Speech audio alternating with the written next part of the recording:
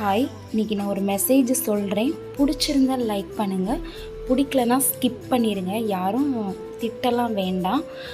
அரசியல் பேசக்கூடாது, இருந்தாலும் எனக்கு தெரிஞ்சதை நான் சொல்கிறேன்.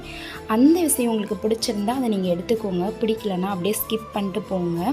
அதாவது இன்றைக்கி டிவி பார்த்தோம். எல்லாருடைய அட்டென்ஷனுமே இன்றைக்கி ஃபுல்லாக டிவியில் தான் இருந்திருக்கும். மே 4ங்கிறது யாராலையுமே மறக்க முடியாத ஒரு நாள்.